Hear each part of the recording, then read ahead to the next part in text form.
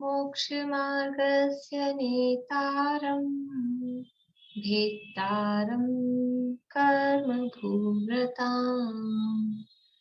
ज्ञातारं विश्वतत्त्वानां वन्दे तद्गुणलब्धये वन्दे तद्गुणलब्धये।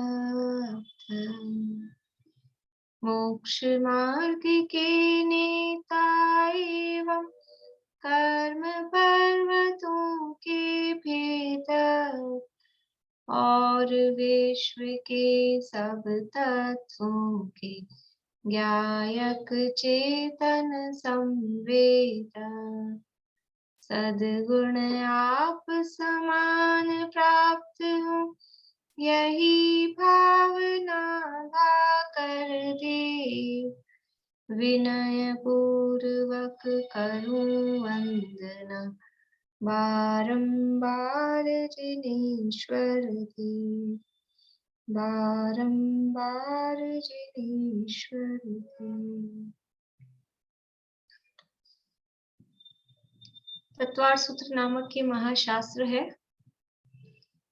और इसके 10वें अध्याय को प्रारंभ करना है। कर दें प्रारंभ। सब प्रसन्न दिखाई दे रहे हैं।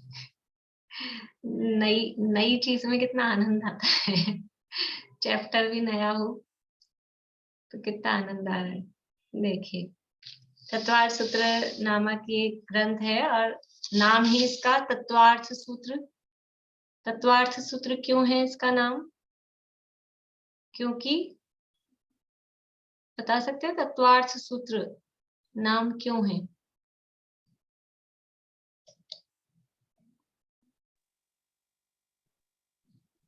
क्योंकि इसमें 7 तत्वों का निरूपण किया गया है।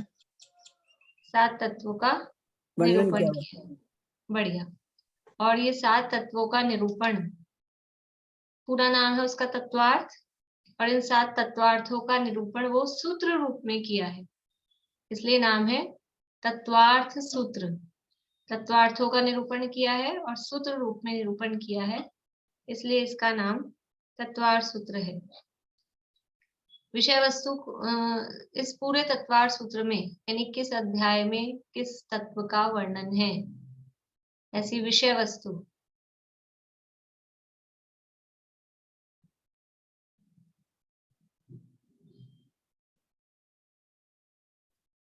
बोलिए सुमन जी। नहीं, मैं देखी, मैं पढ़ी रही थी शुरू के, मैंने तो पढ़ी नहीं है, मैं इसमें पढ़ ही रही थी। चलिए, चमेली आंटी।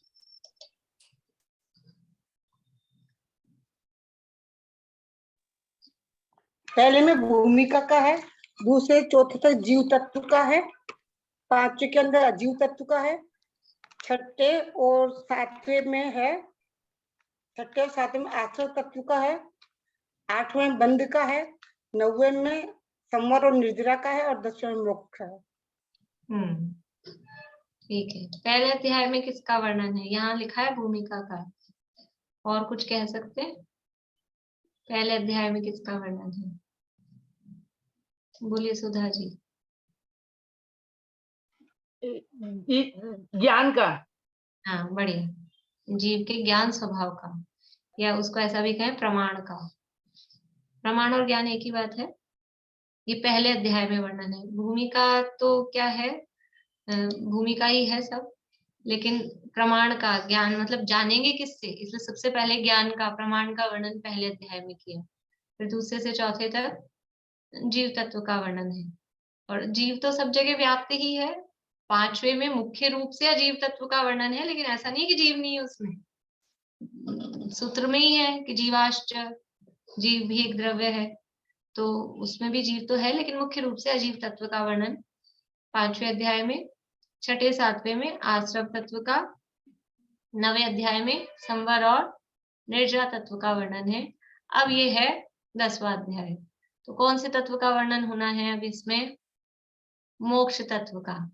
वो इतने दिन लगा के आचार्य देव यानी वर्णन कर रहे हैं और हम प्रकट भी नहीं कर पा रहे हैं, हम केवल वर्णन सुनने में। वो तो ऐसा है कि ये वर्णन कर रहे हैं और हम उसको साथ साथ में प्रकट करते जाएं। होना तो ऐसा चाहिए था, लेकिन फिर भी अब यहाँ पर ये 10वें अध्याय में मोक्ष तत्व का विवेचन यहाँ पर कर रहे हैं। देखिए यहाँ से पढ़ते हैं अपना 10वां अध्याय है, निकाल लीजिए आप लोग, पेज नंबर 395 आएगा, 395 नंबर का पेज।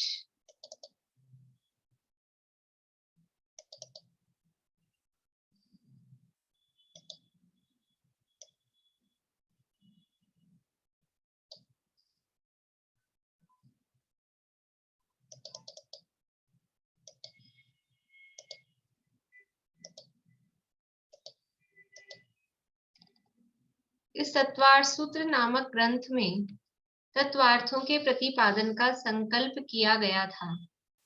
अब तक प्रथम अध्याय में भूमिका के रूप में सामान्य कथन करने के उपरांत दूसरे से चौथे अध्याय तक जीव तत्वार्थ का, 5वें अध्याय में अजीव, 6ठे 7वें अध्याय में आश्रव, 8वें अध्याय में बंध तथा 9वें अध्याय में संवर और निर्जा तत्वार्थ का व्याख्यान किया। अब इस 10वें अध्याय में मोक्ष तत्वार्थ का विवेचन प्रसंग प्राप्त है, यानी 10वें में अब मोक्ष का वर्णन करेंगे। दूसरी अपेक्षा से देखें तो इस शास्त्र का दूसरा नाम मोक्ष शास्त्र भी है। मोक्ष शास्त्र क्यों है? इस ग्रंथ का नाम मोक्ष शास्त्र क्यों है?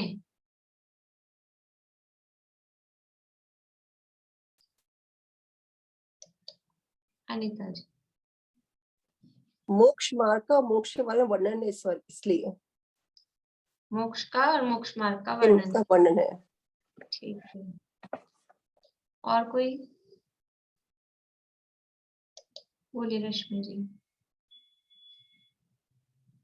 मोक्ष आदि के तत्वों का भी वर्णन इसमें है। किसका? तत्वों का। हाँ, वो तत्वों का वर्णन है इसलिए तो तत्वार्थ सूत्र नाम है, और हाँ। मोक्ष का वर्णन है, मोक्ष मार्ग का वर्णन है, इसलिए मोक्ष शास्त्र। ठीक है, और भाई साहब बोलिए। सम्यक दर्शन, सम्यक ज्ञान, सम्यक चारित्र स्वरूप जो मोक्ष मार्ग है उसका वर्णन इसमें जो है विस्तार से है, इन तीनों का। सम्यक दर्शन, सम्यक ज्ञान, सम्यक चारित्र का स्वरूप भी इसमें बताया गया है। इस तरह से ये मोक्ष मार्ग, तीनों को एक शब्द में कहेंगे तो मोक्ष मार्ग, यानी इसका जो पहले अध्याय का पहला सूत्र है सम्यक दर्शन ज्ञान चारित्राणि मोक्ष मार्ग, तो वो पहला सूत्र जो है वो मोक्ष मार्ग उसमें आ रहा है। तो उस मोक्ष शब्द से इस शास्त्र का नाम क्या पड़ गया? मोक्ष शास्त्र। जैसे भक्तामर, भक्तामर स्तोत्र का वास्तविक नाम क्या है? भक्तामर स्तोत्र का नाम भक्तामर क्यों है? भक्तामर स्तोत्र का मूल नाम है आदिनाथ स्तोत्र, लेकिन क्योंकि वो स्टार्ट होता है भक्तामर से, इसलिए उसको बोलते हैं भक्तामर स्तोत्र। पूजा करते हैं अपन लोग, कौन सी पूजा करें? केवल रवि वाली। उस पूजा का नाम केवल रवि है, लेकिन वो स्टार्ट वहां से होती है केवल रवि, इसलिए उस पूजा का नाम क्या पड़ गया? पूजा तो है देवशास्त्र गुरु पूजन, लेकिन अपन जहां से वो स्टार्ट होता है वहीं से उसको बोलते हैं। तो ये क्योंकि सम्यक दर्शन ज्ञान चारित्राणि मोक्ष मार्ग है, तो वो लास्ट वाला वर्ड हाईलाइट रहता है उसमें, तो मोक्ष मार्ग है, मोक्ष मार्ग है, तो इसलिए उस शास्त्र का नाम भी क्या पड़ गया? मोक्ष शास्त्र, क्योंकि इसमें मोक्ष और मोक्ष मार्ग का वर्णन है। तो दूसरी अपेक्षा से देखें तो इस शास्त्र का नाम, रेणु जी आप कुछ पूछना चाह रहे हैं? बोलिए। मैम, जो पहले अध्याय में आपने भूमिका का ज्ञान का बोला था, इसमें दर्शन का नहीं होगा? सम्यक दर्शन का? हाँ, वो सम्यक दर्शन का ही वर्णन है, लेकिन उसके बाद में बाकी पूरा जो विषय चलता है वो ज्ञान का विषय है, तो मुख्य रूप से फिर उसमें ज्ञान का वर्णन या प्रमाण का वर्णन ऐसा उसको कह देते हैं। भूमिका तो है ही, मैं मना नहीं कर रही, भूमिका नहीं है, लेकिन मैंने बोला दूसरे शब्दों में कहें तो। भूमिका तो यहाँ लिखा ही है, इसको मैं कैसे गलत कहूंगी? नहीं नहीं, सम्यक दर्शन बोल रही हूँ, सम्यक दर्शन। हाँ, तो अकेला वो सम्यक दर्शन का नहीं है ना, फिर उसके बाद में आगे प्रमाण का वर्णन। नहीं, ज्ञान का तो ही है, सम्यक दर्शन का भी साथ में ना, ये पूछ रही हूँ।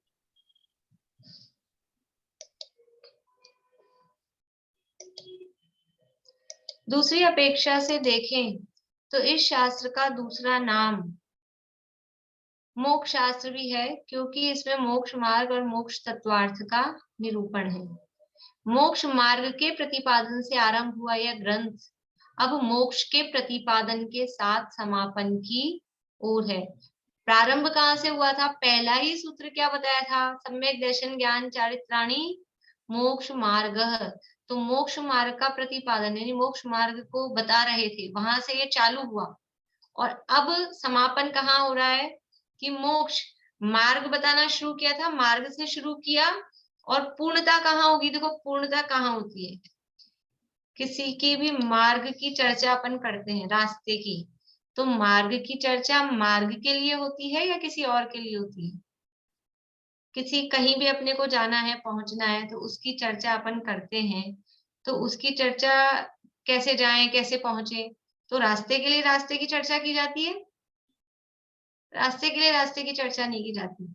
मंजिल पर पहुंचने के लिए वो मार्ग की चर्चा कर रहे हैं, मार्ग की, कैसे जाएं कैसे नहीं जाएं, कौन कौन सी ट्रेन जाती हैं, कौन सा टाइम सूट करेगा। लेकिन वो सारी चर्चा अपने को ट्रेन में बैठे रहने के लिए नहीं की अपन ने, वो सारी चर्चा हमको जहां पहुंचना है उस मंजिल के लिए। तो ये जो मोक्ष मार्ग की चर्चा की, पहले अध्याय से शुरू किया और 9 अध्याय हो गए, और ये मार्ग की चर्चा चल रही है, तो मार्ग की चर्चा करते रहोगे, रास्ते में घूमते रहोगे, पहुंचोगे भी कहीं। तो वो अब उस मंजिल की चर्चा, जिस मंजिल पर पहुंचना है, वो मंजिल है मोक्ष। तो उस मोक्ष का प्रतिपादन अब यहाँ पर किया जा रहा है, उसके साथ यहाँ पर इसका समापन कर रहे हैं। मोक्ष का स्वरूप प्रतिपादन करने वाले इस अध्याय में सर्वप्रथम 4 घातीय कर्मों से मुक्त होने पर प्राप्त होने वाले केवल ज्ञान की प्राप्ति का उपाय बताया जाएगा। सबसे पहले केवल ज्ञान की प्राप्ति का उपाय, और केवल ज्ञान कैसे प्राप्त होता है? 4 घातीय कर्मों से मुक्त होने पर। फिर केवल ज्ञान की प्राप्ति का उपाय बताया जाएगा, और केवल ज्ञान का स्वरूप प्रथम अध्याय में स्पष्ट किया जा चुका है। यानी वहां स्वरूप बता दिया था पहले अध्याय में, मति शताब्दी मन पर केवलानी ज्ञानम, ये सूत्र है पहले अध्याय में, और उस सूत्र में केवल ज्ञान का स्वरूप बता दिया।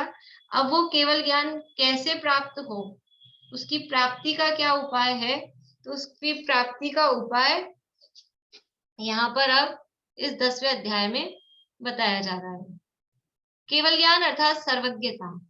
सर्वज्ञता जैन दर्शन का मूल आधार है। सर्वज्ञता के स्वरूप को समझे बिना जैन दर्शन को नहीं समझा जा सकता। यही कारण है कि जैन न्याय का एक बहुत बड़ा महत्वपूर्ण भाग सर्वज्ञता की सिद्धि के लिए समर्पित है। अभी जो बिल्कुल पिछली क्लास में जो बात चल रही थी कि सर्वज्ञता की सिद्धि, सर्वज्ञ है कि नहीं है, कि सर्वज्ञता है ये जैन दर्शन का मूल आधार है। सर्वज्ञता मतलब केवल ज्ञान, और केवल ज्ञान जिनमें है, सर्वज्ञता जिनमें है, वो कहलाते हैं सर्वज्ञ। तो सर्वज्ञ की सिद्धि होगी तो सर्वज्ञता की सिद्धि होगी, सर्वज्ञता की सिद्धि होगी तो सर्वज्ञ की सिद्धि होगी। सर्वज्ञ है वो कोई व्यक्ति होगा, और सर्वज्ञता वो उसका भाव है, वो उसका एक गुण है। तो सर्वज्ञ की सिद्धि के लिए जैन न्याय का एक बहुत बड़ा भाग उसके लिए समर्पित है, सर्वज्ञ की सिद्धि करना, कि सर्वज्ञ होते हैं, यानी 3 लोग 3 लाख काल को जानने वाले भी दुनिया में कोई ना कोई होता है, ऐसा यहाँ पर ये सिद्ध किया गया है। अभी देखिए सबसे पहले पहला सूत्र बता रहे हैं, और मुक्ति की प्राप्ति का जो उपाय है केवल ज्ञान, उसकी चर्चा यहाँ पर, केवल ज्ञान की प्राप्ति का उपाय ये यहाँ बता रहे हैं। पीछे बोलिएगा रेणु जी। मोहक्षयाच्च ज्ञान दर्शना वर्णांतराय क्षयाच्च ज्ञान दर्शना वर्णांतराय क्षयाच्च केवलम। केवलम। मोहक्षयाच्च ज्ञान दर्शना वर्णांतराय क्षयाच्च केवलम। मोहक्षयाच्च ज्ञान दर्शना वर्णांतराय क्षयाच्च केवलम। देखिए अभी बुलवा लूंगी मैं इकट्ठा आप लोगों से। पहले एक बार संधि विच्छेद देख लीजिए, शब्द क्या क्या है ये।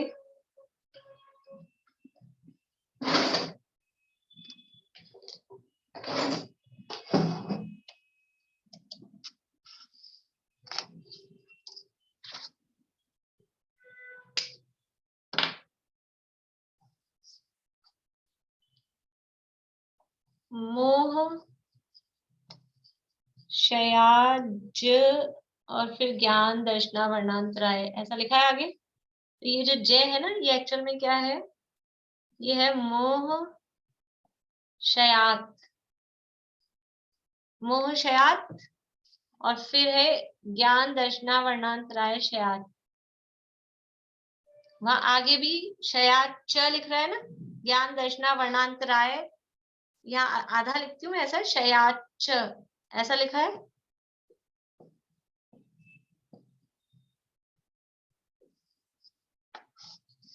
ऐसा लिखा है ना, शयात च केवलम।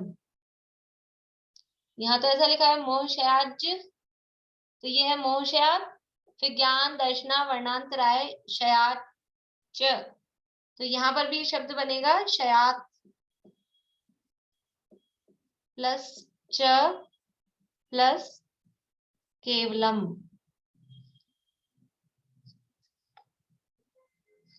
यानी मोह शयात, ज्ञान दर्शना वर्णांतराय शयात च केवलम। और वो पूरी एक ही वाक्य है, सब संधि हुई हुई है।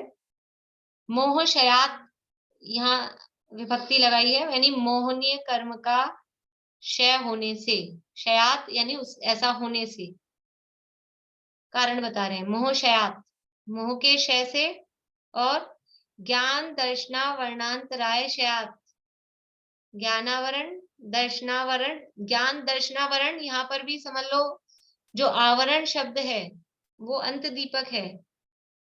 आवरण शब्द ज्ञान के साथ भी लगेगा, दर्शन के साथ भी लगेगा, तो ज्ञानावरण दर्शनावरण और अंतराय शयात। समझ में आ रही बात समझ में आ रही कि नहीं है, कुछ लिखने में ही लगे हैं। मोह शयात यानी मोह के क्षय से, फिर ज्ञान दर्शनावरण, ज्ञानावरण दर्शनावरण ऐसे पूरा पूरा नहीं लिखा, शॉर्ट में लिखा है। सूत्र का मतलब होता है संक्षिप्त कथन, जो चीज शॉर्ट कर सकते हैं वो शॉर्ट करेंगे। तो ज्ञानावरण दर्शनावरण, दो दो बार आवरण आवरण लिखते, उसकी जगह शॉर्ट में कैसे लिखा है, ज्ञान दर्शनावरण। लेकिन हमको समझना क्या है, आवरण शब्द को ज्ञान के साथ भी लगाना है, तो ज्ञानावरण दर्शनावरण, ठीक है। और अंतराय शयात, शयात यानी उसके क्षय से, मोह के क्षय से, और ज्ञानावरण दर्शनावरण अंतराय कर्म के क्षय से। केवलम, केवलम यानी केवल ज्ञान होता है, ठीक है। मोह शयात, ज्ञान दर्शना वर्णांतराय शयात च केवलम।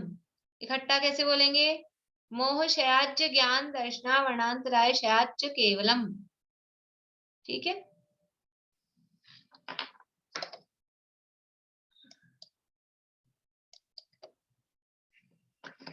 ये तदुपरांत किस चीज से बना फिर मैडम? अभी बता रहे हैं, अभी तो केवल अभी शब्दार्थ बताया है, अभी तदुपरांत भी नहीं बताएंगे, अभी तो केवल शब्दार्थ देखा है। मैम च मतलब च का यहाँ पे क्या मतलब दिया च से? हाँ अभी करते हैं चर्चा, अभी केवल सूत्र और संधि विच्छेद ही किया है अपन ने।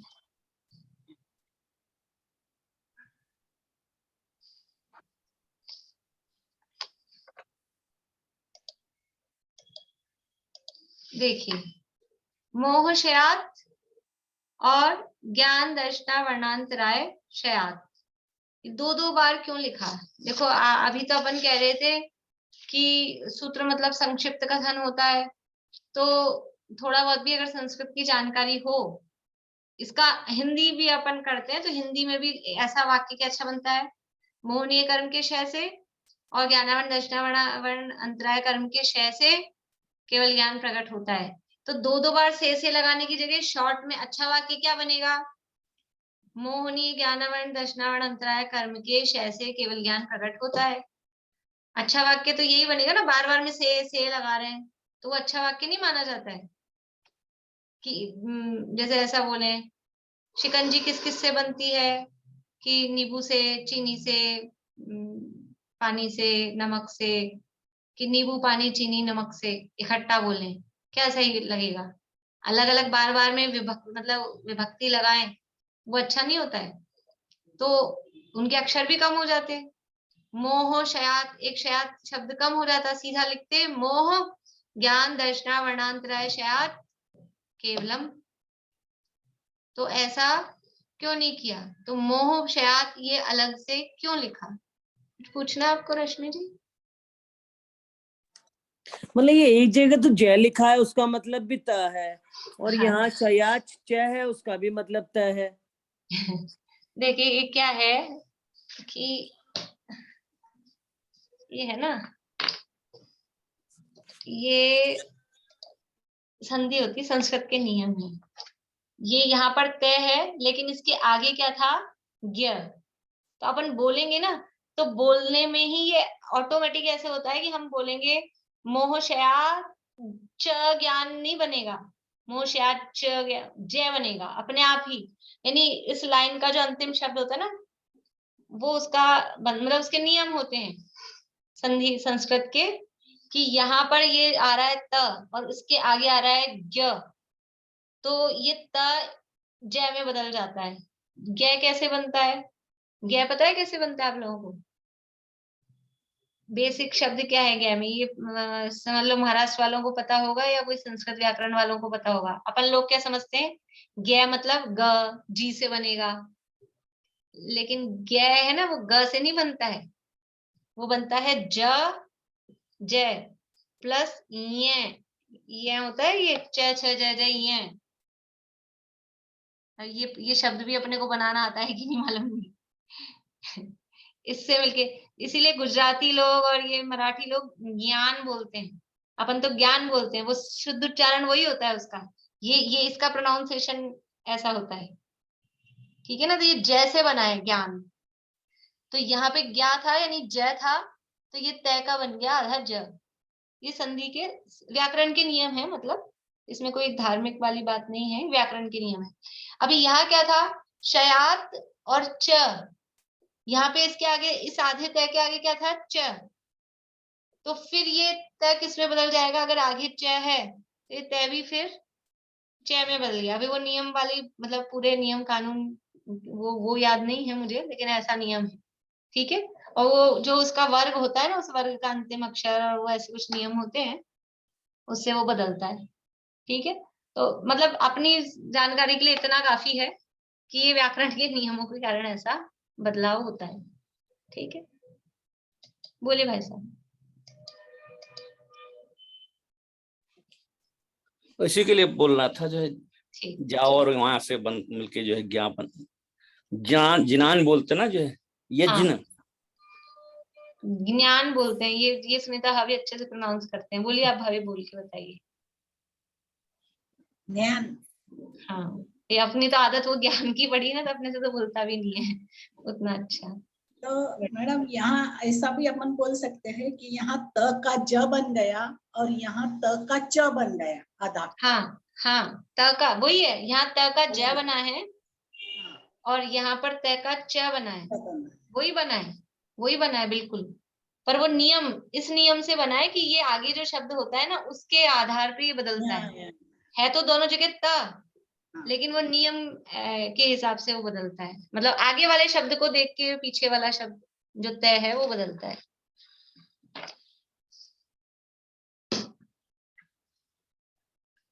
तो अपन क्या चर्चा कर रहे थे? मोह शयात और फिर ज्ञान दर्शना वर्णांतराय शयात।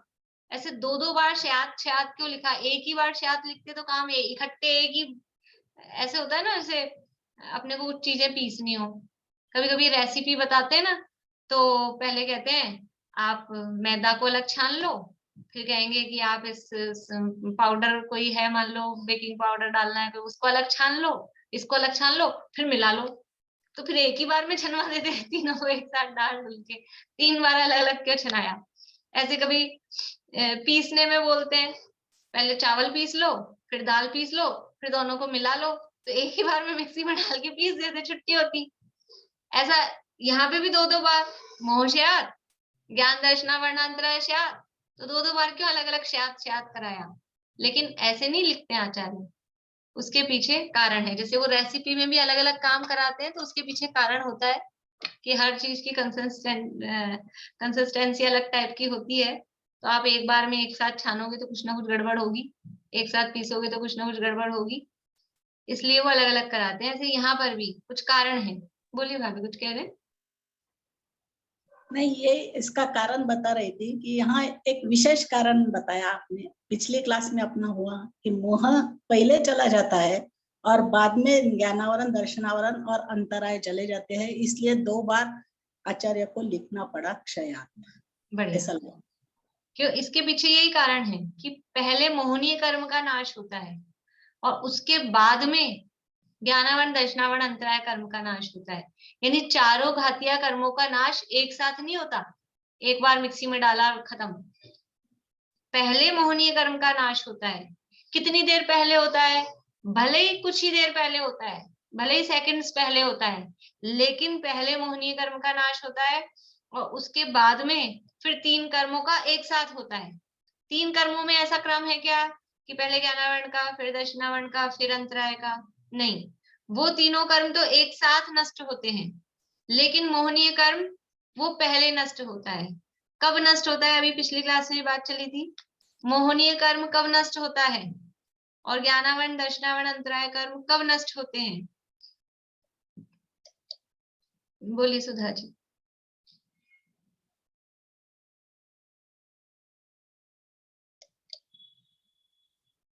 मोहिनी कर्म तो 10वें गुण स्थान में खत्म होता है और अंतराय और ज्ञानावरण, अंतराय और दर्शन ये 12वें गुण स्थान में होता है। हाँ, थोड़ा सा अपने लैंग्वेज को अपन ठीक कर ले। मोहनीय कर्म का नाश कब होता है? 10वें में। 10वें में मतलब देखो 10वें के एंड में। हाँ, तो 10वें में बोलने में थोड़ा सा चक्कर हो जाएगा, क्योंकि में 10वें में के प्रारंभ एंड में में। हो सकता है, 10वें के अंत में। मोहनीय कर्म का नाश होता है 10वें के अंत में और ज्ञानावरण, दर्शनावरण, अंतराय कर्म का नाश होता है 12वें के अंत में। देखो 10वें का अंत हुआ, 10वें का अंत, और ये 10वां गुणस्थान कौन सी श्रेणी वाला है? जिसमें मोहनीय कर्म का नाश हो रहा है। ये जो 10वां गुणस्थान है, ये 10वां गुणस्थान कौन सी श्रेणी का है? उपशम श्रेणी का है कि शपक श्रेणी का है? बोलिए प्रेमलता जी। शपक श्रेणी का। शपक श्रेणी का, यानी कि 10वें गुणस्थान के अंत में मोहनीय कर्म का क्षय हम कहते हैं, वो 10वां गुणस्थान है, शपक श्रेणी का 10वां गुणस्थान। और ये शपक श्रेणी का 10वां गुणस्थान समझ लीजिए, ये अंत समय, ये इधर अंत समय, ये उसके बाद का समय, ये अंत समय आया, मोहनीय कर्म का नाश हुआ, तो ये अब क्या आएगा यहाँ पर? ये मोहनीय 10वें गुणस्थान का अंत समय हुआ, मोहनीय कर्म का क्षय हो गया, तो अब ये जो अगला समय होगा वो क्या होगा? क्या चीज होगी? किस रूप में होगा वो? अभी मैं एक शब्द बोल दूंगी तो आ ही जाएगा सीधा से आप लोगों को। दीदी 12वां गुणस्थान, शपथ 12वां गुणस्थान, बहुत बढ़िया। यानी ये 10वें गुणस्थान, शपक श्रेणी के 10वें गुणस्थान का अंत हुआ, ये अंत समय था, अंत समय में मोहनीय कर्म का नाश हुआ और अगला ही समय क्या हो गया है अब? 12वां गुणस्थान। ये 10वें का अंत और ये 12वें का उत्पाद।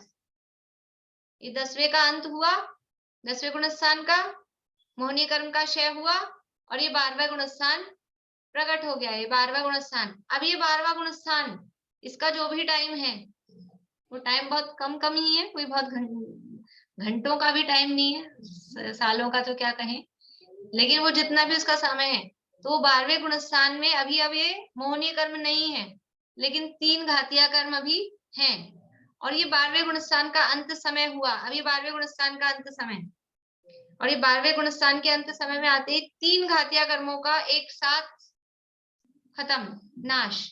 अब ये 12वें गुणस्थान का अंत समय हुआ, 3 घातिया कर्म नष्ट हुए। अब ये अगला समय क्या होगा? क्या होगा? 13वां गुणस्थान, अनंत दशा। ठीक है, तो मोहशयात 10 शपक श्रेणी के 10वें गुणस्थान के अंत में हुआ मोहशयात। क्रम पढ़ा ना, इसलिए 2 बार लिखा है शयात शयात, कि मोहनीय कर्म का नाश हुआ पहले और फिर 3 घातिया कर्मों का नाश हुआ थोड़ी देर बाद। थोड़ी देर मतलब जो भी उसका समय है यथा योग्य वो। तो मोहशयात, विज्ञान दर्शना वर्णांतरायशयात, और फिर क्या हुआ अगले समय में? केवल ज्ञान की प्राप्ति हो गई। वो अरहंत दशा प्रकट हो गई। अभी देखो मोक्ष का वर्णन कर रहे हैं, मोक्ष दशा का, तो अपने को दिमाग में क्या आया था? सच्ची सच्ची सब सोचना कि मोक्ष का वर्णन कर रहे हैं तो अपने को दिमाग में क्या आया था? किसका वर्णन करेंगे? सीधे ऐसा लगा था सिद्ध भगवान का वर्णन आएगा सीधे, मोक्ष शब्द सुनते ऐसे ही लगता है ना।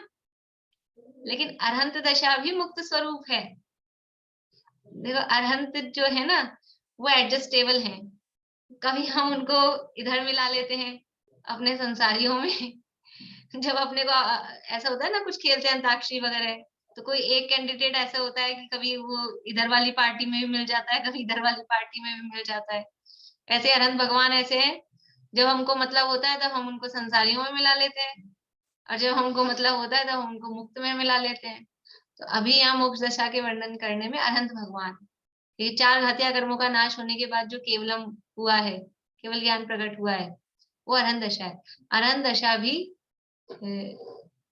मुक्त दशा है। किस अपेक्षा से मुक्त है? कि वो जीवन मुक्त है, कर्मों से रहित दशा वो मुक्त दशा होती है। वो आधे कर्मों से तो रहित हो गए हैं, इसलिए आधे मुक्त तो है ही, ऐसा अपन देखें तो इसलिए यहाँ पे केवल ज्ञान की प्राप्ति की बात की। और दूसरे कारण ये भी है कि कोई भी जीव सीधा एक ही बार में, जैसे कोई भी जीव एक ही बार में चारों हत्या कर्मों का नाश एक साथ कर सकता है क्या? नहीं कर सकता, गैप पड़ेगा ही पड़ेगा। कोई भी हो, तीर्थंकर भी हो तो गैप पड़ेगा ही पड़ेगा। ऐसे ही कोई भी जीव 8 कर्मों का नाश एक साथ कर दे एक ही बार में, ऐसा हो सकता है क्या? नहीं हो सकता। ये 3 स्टेप में काम होगा। पहले मोहश्यात, फिर ज्ञान दर्शना वर्णांतराय श्यात, और फिर 4 आघाती कर्म श्यात, तब जाके सिद्ध दशा प्राप्त होगी। एक ही बार में, एक ही वार से 8 कर्म नष्ट हो जाएं, ऐसा नहीं होगा। तो इसलिए क्योंकि सिद्ध वर्णन करना है मोक्ष तत्व का और सिद्ध दशा का ही वर्णन करना है, लेकिन सिद्ध दशा के लिए पहले अनंत दशा आएगी बीच में, इसलिए यहाँ केवलम इस 4 घातिया कर्मों के अभाव स्वरूप केवल ज्ञान की दशा का वर्णन यहाँ पर पहले किया है। अरहंत भगवान के आधे कर्म नष्ट हो गए, इसलिए उनको अर्धनारीश्वर बोलते हैं ना। हाँ, सिद्ध चक्र विधान में आता है अर्धनारीश्वराय नमः। अर्ध न अरि, जिसके आधे अरि नहीं है, ऐसे जो ईश्वर, वो अर्धनारीश्वर, अर्ध न अरि ईश्वर, संधि करेंगे तो बन जाएगा अर्धनारीश्वर। ऐसा सिद्ध चक्र विधान में बहुत सारे प्रयोग हैं। आप लोग जो करते होंगे अगर सिद्ध चक्र विधान अष्टांगिका वगैरह में, तो बहुत सारे 8वीं पूजा में बहुत सारे अर्घ ऐसे हैं जो चीजें अभी अपन ने पढ़ी हैं और अभी पढ़ेंगे इस 10वें अध्याय के अंतिम सूत्र में बहुत सारी बातें ऐसी पढ़ेंगे। इसके बाद में आप जब कभी सिद्ध चक्र विधान करेंगे, अब बहुत दिनों बाद करेंगे, अब भूल जाएंगे तो पता नहीं, लेकिन उसमें 8वें पूजन में बहुत सारे अर्घ इस तरह के आते हैं, जल सिद्धेभ्यो, थल सिद्धेभ्यो, और इस तरह के जो आते हैं वो सारी चर्चा इसके अंतिम सूत्र में आने वाली है, इस अध्याय के अंतिम सूत्र में। अच्छा है, बहुत इंटरेस्टिंग है, मजा आएगा आप लोगों को। देखिए, तो मोहनीय कर्म के क्षय से तदुपरांत आप अभी किस चमेली आंटी पूछ रही थी तदुपरांत कहाँ से आया, तो ये तदुपरांत इसी से निकला है, मोहश्यात ज्ञान दर्शना वर्णांतराय श्यात। तो ये जो बीच में ब्रेक लिया है ना विभक्ति का, इसी से निकला है कि उसके बाद में, उसमें कोई शब्द नहीं उसका वाचक, तदुपरांत शब्द को बताने वाला कोई, वो विभक्ति से ही उसका भाव निकल रहा है कि पहले मोह का क्षय हो रहा है, उसके बाद में ज्ञान दर्शना वर्णांतराय का क्षय हो रहा है, इसलिए अर्थ करने में तदुपरांत शब्द दिया। मोहश्यात ज्ञान दर्शना वर्णांतराय श्यात च केवलम, कि उससे केवल ज्ञान प्रकट होता है। तो च का मतलब और इसी के अर्थ में दिया है कि मोहनीय कर्म के क्षय से और ज्ञानावरण दर्शनावरण अंतराय कर्म के क्षय से ये केवल ज्ञान की प्राप्ति होती है, अरहंत दशा की प्राप्ति होती है। देखिए यहाँ से ये पढ़ लेते हैं, उसके बाद में फिर इकट्ठा आप लोगों से सूत्र बुलवा लूंगी, पहला भी दूसरे पार्ट से बताना पड़ेगा, दूसरा कल ही बोलेंगे। देखिए आगे यहाँ पुस्तक में से ये पढ़ लेते हैं प्रकरण, कोई और बात होगी तो उस पर चर्चा कर लेंगे। मोहशयात पद अलग से लिखने का कारण यह है कि पहले मोहनी कर्म का क्षय करके अर्थात पूर्ण वीतरागता प्राप्त करके अंतर मुहूर्त तक क्षीण कषाय नामक 12वें गुणस्थान में रहकर फिर उस 12वें गुणस्थान के अंत में ज्ञानावरण, दर्शनावरण और अंतराय का एक साथ नाश करके केवल ज्ञान प्राप्त किया जाता है। ये मोहशयात पद अलग से लिखने का क्या कारण है? ये पूरा जवाब यहाँ दिया है। क्या कारण है? कि पहले मोहनीय कर्म का क्षय होता है, यानी पूर्ण वीतरागता। मोहनीय कर्म का क्षय 12वें गुण स्थान में हो गया, तो 12वें गुण स्थान में क्या पोजीशन है उस व्यक्ति की, उन मुनिराज की, कि 12वें गुण स्थान में पूर्ण वीतरागी है। तो जो 12वें गुण स्थान में पूर्ण वीतरागी है, तो 12वें गुण स्थान में कह दो उनको अरहंत। 12वें गुण स्थान में पूर्ण वीतरागी हो गए। समझ में आ रही है कि नहीं आ रही आप लोगों को बात? पूर्ण वीतरागता का मतलब क्या है? मोह, राग, द्वेष, मोहनीय कर्म का पूर्ण रूप से अभाव हो गया, किसी भी प्रकार का मिथ्यात्व नहीं है, कषाय नहीं है, मोह, राग, द्वेष का सर्वथा अभाव हो गया, इसलिए वो पूर्ण वीतरागी है। कब है पूर्ण वीतरागी? 12वें गुण स्थान में। तो 12वें गुण स्थान में जब वो पूर्ण वीतरागी है, तो तभी उनको अरहंत क्यों नहीं कह देते हैं? तभी उनको अरहंत भगवान क्यों नहीं कह देते हैं?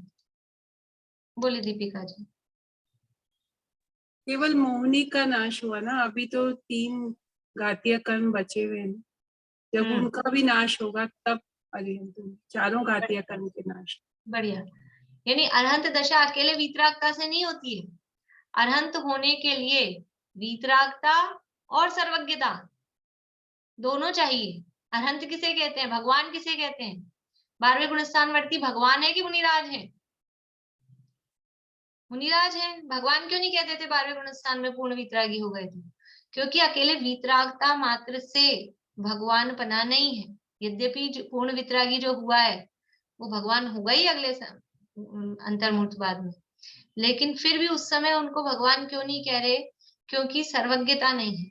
भगवान किसे कहते हैं? जो वीतरागी और सर्वज्ञ हो, दोनों चीजें चाहिए। वो सर्वज्ञता कब होगी?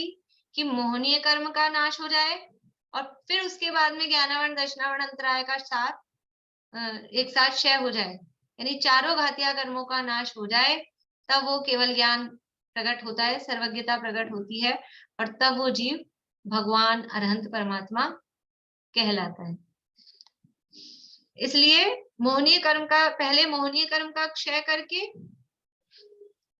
अर्थात पूर्ण वीतरागता प्राप्त करके अंतर मुहूर्त तक क्षीण कषाय नामक 12वें गुणस्थान में रहकर फिर उस 12वें गुणस्थान के अंत में ज्ञानावरण, दर्शनावरण और अंतराय का एक साथ नाश करके केवल ज्ञान प्रकट किया जाता है। आप लोग प्रश्न लिखिए। केवल ज्ञान कैसे प्रकट होता है?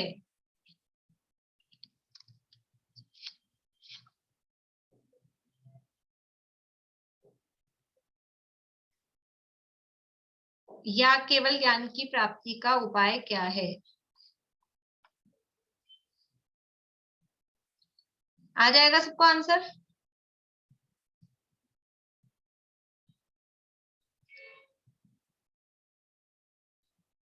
और एक और प्रश्न लिखिए। अभी अपन करेंगे उसकी चर्चा पूरी, लेकिन लिख लीजिए प्रश्न पहले ही। मोहशयात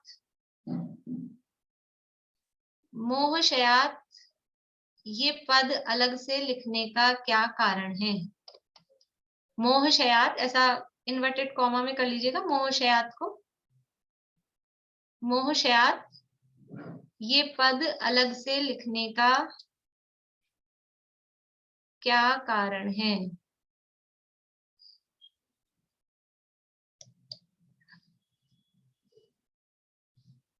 अभी अपन चर्चा कर रहे हैं, फिर मैं इसके आंसर चाहे आप देख के बताएं चाहे बिना देखे बताएं, कल मैं पूछूंगी, ठीक है? तो यहाँ कहा पहले मोहनीय कर्म का क्षय करके अर्थात पूर्ण वीतरागता प्राप्त करके फिर अंतर्मुहूर्त तक क्षीण कषाय नामक 12वें गुणस्थान में रहकर, यानी 12वें गुणस्थान में रहना भी अनिवार्य है। अंतर्मूर्त उसका काल है, उतनी देर उसमें रहना ही पड़ेगा। कोई सोचे अभी तो मैं मोहिनी का क्षय करूं, अगले ही समय में 3 घातीय कर्मों का क्षय कर लूं, अगले समय में क्षय नहीं होता है, अंतर्मूर्त बाद ही क्षय होता है 3 घातीय कर्मों का। तो 12वें गुणस्थान का जो टाइम है वो टाइम बीतेगा ही। तो अंतर्मूर्त तक क्षीण कषाय नामक 12वें गुणस्थान में रहकर फिर उस 12वें गुणस्थान के अंत में ज्ञानावरण, दर्शनावरण और अंतराय का एक साथ नाश करके केवल ज्ञान प्राप्त किया जाता है। एक एक शब्द इंपॉर्टेंट है कि तीनों का एक साथ नाश करके अंतर्मूर्त तक उस 12वें गुणस्थान में रहकर 12वें गुणस्थान के अंत में नाश किया जा रहा है। यानी एक भी शब्द आप इधर उधर खिसकाओगे, गायब कर दोगे तो बात अस्पष्ट हो जाएगी आपकी।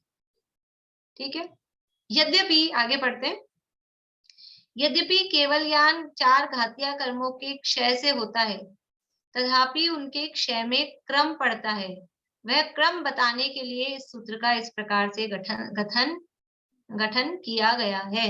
यानी यद्यपि केवल ज्ञान जो प्रकट होगा वो 4 घातीय कर्मों के अभाव से ही प्रकट होगा, अकेले ज्ञानावरण के अभाव से नहीं होता है केवल ज्ञान प्रकट। कहते ऐसे ही है ज्ञानावरण के अभाव में अनंत ज्ञान या केवल ज्ञान, लेकिन वास्तव में वो चारों घातीय कर्मों के अभाव से ही प्रकट हो रहा है।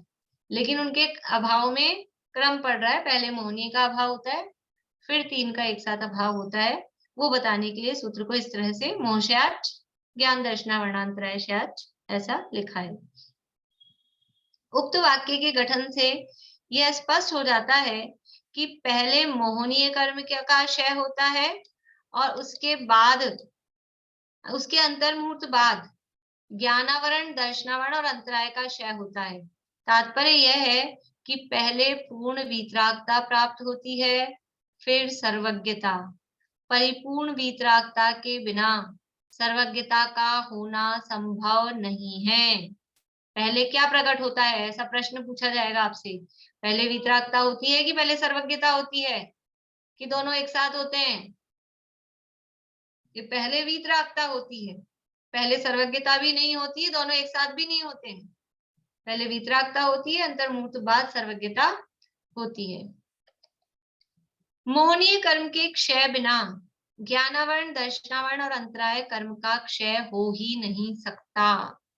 ये एक और नियम है, समझ लीजिए। जो ये प्रश्न दिया है ना आपको, मोहश्यात पद अलग से लिखने का क्या कारण है, तो पहला कारण तो ये है कि पहले मोहनीय कर्म का क्षय होता है, उसके बाद में ये तीनों का नाश होता है। तो ऐसा जो क्रम हो रहा है वो क्रम बताने के लिए मोहश्यात अलग से लिखा।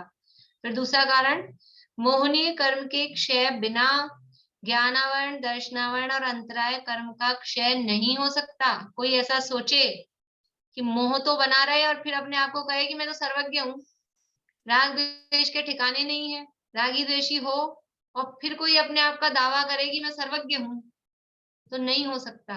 मोहनीय कर्म के क्षय के बिना केवल ज्ञान की प्राप्ति, सर्वज्ञता की प्राप्ति कभी भी किसी भी रूप में संभव नहीं है।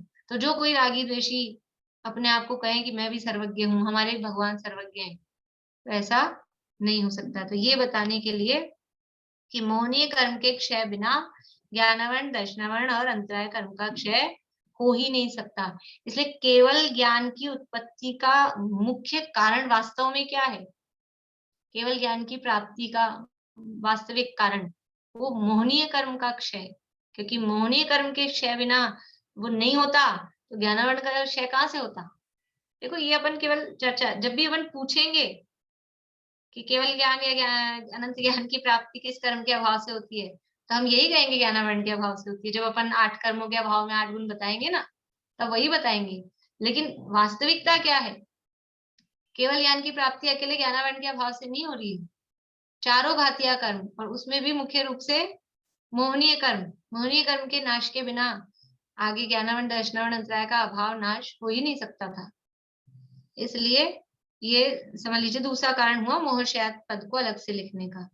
आगे फिर कह रहे हैं, एकमात्र दर्शन मोहनीय कर्म के उदय से होने वाले दर्शन मोह अर्थात मिथ्यात्व और चारित्र मोह अर्थात क्रोधादि 16 कषाय और हास्यादि 9 कषाय यानी 25 कषाय ही आगामी कर्म बंध के मूल कारण है।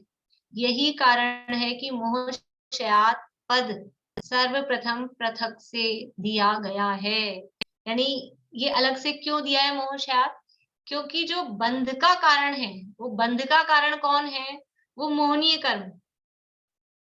आगामी नवीन जो बंध हो रहा है, नवीन कर्म बंध का कारण मोहनीय कर्म है। मोहनीय कर्म में दोनों तरह के, दर्शन मोह मिथ्यात्व भी और चारित्र मोह में कषाय भी, ये ही आगामी कर्म बंध के मूल कारण है। इसलिए भी उसको अलग से मोहशात, इस मोह का नाश हो जाए, फिर ज्ञानावरण दर्शनावरण अंतराय का नाश हो जाए, तब ये केवल ज्ञान की प्राप्ति होती है। क्योंकि मोह का नाश होने पर फिर किसी भी तरह से कोई कर्म बंध आगे नवीन बंध नहीं होता है। इसलिए ये तीन कारण तीन तरह से यहाँ पे बताए हैं। पहला तो पहले, क्योंकि मोहनीय कर्म का क्षय पहले होता है इसलिए मोहशात लिखा। फिर मोहनीय कर्म के क्षय के बिना शेष तीन घातीय कर्मों का क्षय नहीं हो सकता है, इसलिए मोहशात लिखा। और तीसरा बात यहाँ दी कि ये मोहनीय कर्म ही आगामी कर्म बंध का मूल कारण है, उसको भी बताने के लिए यहाँ मोहशात पद अलग से दिया गया है। इस प्रकार यहाँ पर ये मोहशात ज्ञान दर्शना वर्णांतराय शाच केवलम, ये अपन ने सूत्र की चर्चा सामान्य रूप से की है। थोड़ी बहुत सी चर्चा कुछ और वो भी कल करेंगे। अभी सूत्र पाठ आप लोग कर लीजिए जितना समय बचा है ना। एक बार मैं बोलती हूँ, उसके बाद में आप सभी बोल लीजिए। मोह शयाच ज्ञान दर्शना वर्णांतराय शयाच केवलम। बोलिए।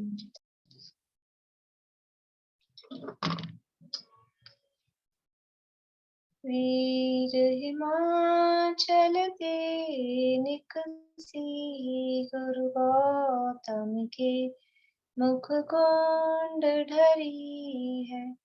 मोह महाचल भेद चली, जग की जड़ता तप दूर करी है। ज्ञान पयो निधि माहि रली, बहुभंग तरंगनि सो उछरी है। ताशुचि शारद गंग नदी, प्रतिमे अंजलि कर शीश धरी है। मैं अंजलि कर शीश धरी है।